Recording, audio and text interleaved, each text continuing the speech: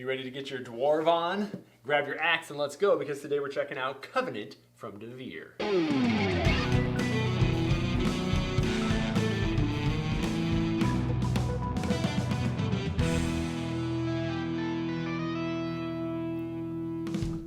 Hey gang, thanks for joining us for Taste Around Studio 3. I'm Will Meadows. And I'm Sara Meadows. Today we're reviewing the game Covenant from Devir. It's from designer Germain Milan, who's the designer of Bitoku and Bamboo, among others. And it also features artwork from Enrique Fernandez. This game is an action selection, worker placement, engine building, do all the things type of game. It's for 1 to 4 players. It takes about an hour to play. We were able to get a hold of this copy from Devir to check out. So let's go ahead and jump in for a really quick overview, and then we'll share our opinions on the game. In this game, players are tasked by the Dwarven King to reclaim their sacred mountain from the Dark Lord. And they'll be doing that by primarily taking 4 different actions. Each player is going to control a small clan of 4 level 1 dwarves that they can send out to mine the mountain, fight trolls and goblins, transport their gems, and build new structures. Players will be able to ascend different tracks and pick up upgrades along the way. They'll also be able to forge new tools and improve their existing tools with inlaid jewels. Once each round of the game ends, players will score different achievement tiles. They will gain points for the prisoners they have taken, and they will collect any end-of-round bonuses they've managed to lock in. After 3 rounds, players will tally their final scores, including their individual secret goals. They will lose points if they haven't managed to clear all of the monsters away from their structures, and then the clan with the most points will have fulfilled their covenant to the Dwarven King, and they will win the game. In Covenant, you will be taking on the role of a clan of dwarves attempting to do all the dwarvy things. So we're going to be mining, we're going to be pickaxing, we're going to be fighting goblins and ghouls, we're going to be collecting gems, we're going to be upgrading ourselves on all the different tracks so that we can have the longest beards and win the game. The game does feature a lot of different variable features that are going to change. Everybody's boards are different. Tell us a little bit about even just the game setup. Yeah, so there are a number of different places. Every one of those actions plus some extra items that you'll be able to get all are just putting out tiles randomly, and so that can change what's available to even be done. The center of the board, all of those spaces, when you do the dig action, you'll get to flip over some of those and take whatever action or get the items on the back of those. And so that will change what is available to you in the game starting off with the first round. Before you start the game, you will draft some starting tokens and some end game goal tokens so that you have an idea of what to maybe work towards. And so that will greatly change because there's a lot of tokens, especially if you play a lower player count. There's a lot of tokens in the box. No, there are. It comes with lots and lots of pieces. This is a heavy box. Yeah, it was surprisingly, it's empty now, it's light right now, but it's a hefty one when it comes just full before you punch everything.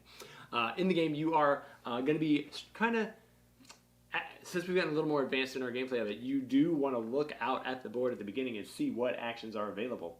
There are some actions in the game that, depending on what tiles come up, can make it really limited as to what you can do or to which angles you can go. Because it is kind of a point salad, there's lots of different ways you can do it, but if you pay attention to what's available on the board just at the beginning of the game, it might help steer the way you're going to go.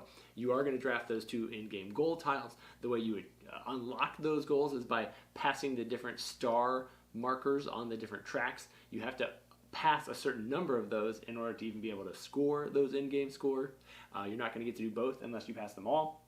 And even though those aren't really high-scoring tiles, sometimes you only need 4 more points to beat your opponent. And so you really got to kind of optimize all the different angles and all the different tracks and all the different activities that you can do in this game. Yeah, this board looks like there's a lot going on. And while there is, you're really only choosing from 4 main actions. Now, you are able to gain a few of the upgraded action tiles that will go in your board, and you'll set those in as you're throughout the game. So you might be able to take a couple of the actions more than once in a round, but it's only those 4 You're only actions. getting 4 actions. Even if you get the new ones, it's the same action. You could just send 2 of your dwarves there to do it, so you can do it twice. Yeah, you might be able to dig and then use your other tile to also dig that same round. So you're getting 12 actions for the whole game. So that's not very much. We thought we would be doing a lot more the first time we got to there. We're like, oh, it's already over. But I want to do more. I thought I would be building more things. I didn't have the time that I wanted to finish everything. But now that I know what I'm doing, next time I'll be able to do a lot better. Well, and the truth is you do better, but you're not able to do a lot. Unless you like really lean into something, you're not going to have all of your action tiles filled and all of your golden king coins filled and all the tracks full. Like, you've got to kind of lean into something heavy if you want to go high on it, or you got to do a little bit of this, a little bit of that, a little bit of this, a little bit of that. It's got a very good balance to it. Now, when I looked at the back of the box when this came in the mail, I was like, ugh, I'm not sure I'm interested in this. But I saw the board and I was like, oh, there's a central map with hexes and there's buildings going on it. Oh, it's going to be area control. It's not area control. There's a little bit of, you get bonuses for being on certain colors or being on certain spaces.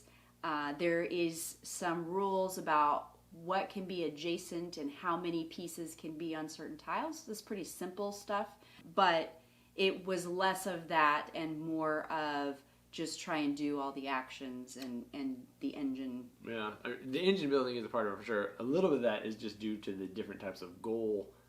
Like each quarter, each round, at the end of the round, you're going to have a tile that's going to tell you what you're scoring for that round. Mm-hmm. And so it's very possible that area control has almost nothing to do with your game. It's also very possible that it has a fair amount to do with your game. It's not about area control. It is about mining those resources. It is about getting the rewards for building that type of building on the space. Mm-hmm. It is about clearing off the hordes so that you don't lose points at the end of the game. And then it is about what is the goal for that round so that you can score extra points for achieving that during the round. Yeah.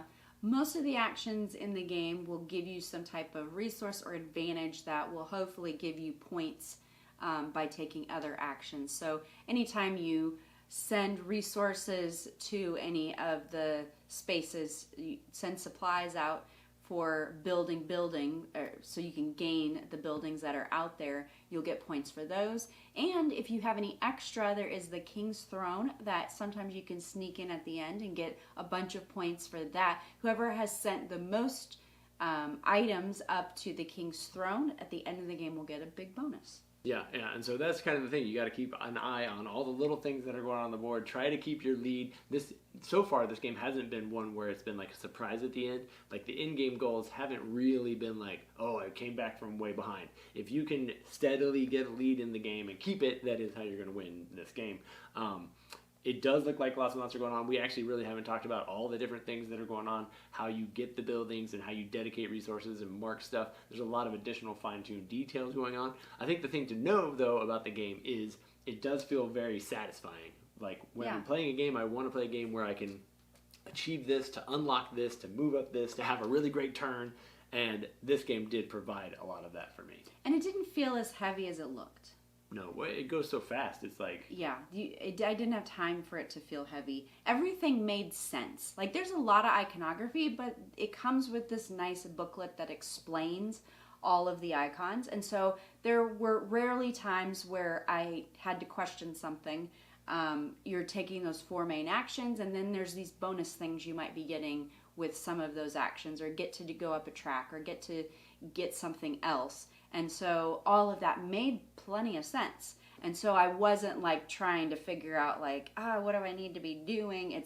I have these 4 things I can do. What's the best order to do them in? And which dwarf do I use to take those? Because you can upgrade your dwarves and make them more powerful. And so do I want to get a bunch of resources with my most powerful dwarf so I can then later spend them to get the buildings off the board, to unlock them so that I can then build. So there's a lot of things going on that. And then there's also little beer tokens that can help upgrade those. So you might be able to pick a few of those up along the way to help make your actions more powerful. Yep. She covered a lot. It was all in there. I agree with all those things. The booklets are nice. It's not just one booklet. It's like your player cheat sheet, your player aid is a whole book, which is a little overwhelming when you first hand it to people. However, it's got a great summary of it so people can kind of read the rules while you're explaining it to them. And then it does feature all the icons and all the scoring and how the buildings work and what things unlock.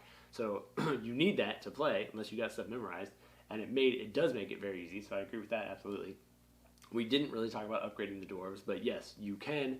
One of the main things you're going to do throughout the course of the game is improve their ability to work throughout the game, and that's going to allow you to accomplish more each time you take their actions. The beer tokens do upgrade them. The iconography is fun, I'll give it that. There is a lot of icons that I didn't know what they meant the first time I saw them, like the fist pump. I was like, what is this? Is it for fighting? Is it for weightlifting? I don't know what it is. It's the icon for upgrading your character. That book is very helpful because it gives you all the answers to all the questions that you might never have. Yeah. If this sounds like something you're interested in, you can check out Covenant from Devir. And as always, thank you so much for liking and following along all our videos here at Tantrum House.